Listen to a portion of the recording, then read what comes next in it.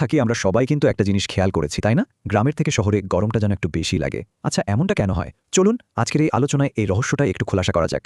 তো চলুন একদম মূল প্রশ্নটা দিয়ে শুরু করি। সূর্য তো একটাই, আকাশও এক, কিন্তু তারপরও শহরের বাতাস গ্রামের চেয়ে এত গরম কেন? এর পেছনে কিন্তু একটা দারুণ বৈজ্ঞানিক ব্যাখ্যা আছে। বিজ্ঞানীরা এই ব্যাপারটাকে একটা দারুণ নাম দিয়েছেন, আরবান হিট আইল্যান্ড, মানে শহরের তাপীয় দ্বীপ। নামটা শুনলেই কিন্তু ব্যাপারটা অনেকটা বোঝা যায়, তাই না?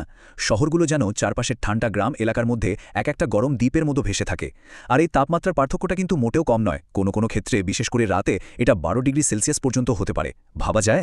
আচ্ছা, এই যে তাপের দ্বীপ তৈরি হচ্ছে, এর পেছনে মূল কারিগর কারা?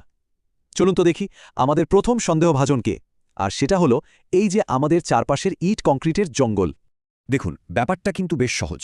প্রথমত, কালো পিচের রাস্তা আর গাঢ় রঙের বাড়ির ছাদগুলো সূর্যের আলো শুষে নেয়। অনেকটা কালো কাপড় পরলে যেমন বেশি গরম লাগে, ঠিক সেরকম। দ্বিতীয়ত, এই যে ইট, সিমেন্ট, কংক্রিট, এগুলো যেন বিশাল একটা পাওয়ার ব্যাংকের মতো।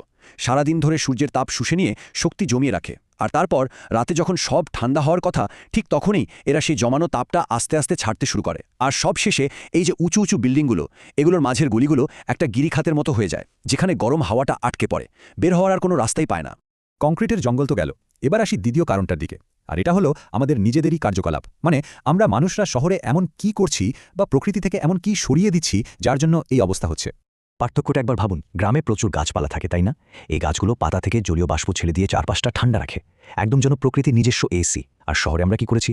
সেই গাছ কেটে ফেলেছি আর তার বদলে লাগিয়েছি হাজার হাজার গাড়ি, লক্ষ লক্ষ এসি আর অসংখ্য কারখানা, যেগুলো থেকে খালি গরম বাতাস বেরোচ্ছে।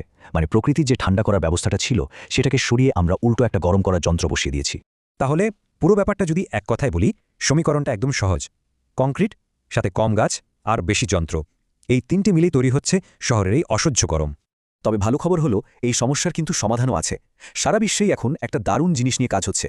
সেটা হলো গ্রিন রুফ, মানে শহরের এই কংক্রিটের ছাদগুলোকেই সবুজে ঢেকে দেওয়া। সোজা কথায় ছাদ বাগান করা। শহরের যে সবুজটা হারিয়ে গেছে, সেটাকে ছাদে ফিরিয়ে এনে এই গরম কিন্তু অনেকটাই কমানো সম্ভব। তাহলে একদম শেষে এসে চলুন আমরা সবাই মিলে একটু ভাবি, এই শহর তো আমাদেরই, একে একটু শীতল আর বাসযোগ্য করে তোলার জন্য আমরা নিজেরা বা সবাই মিলে কোনো একটা ছোট পরিবর্তন আনতে পারি। কি মনে হয়?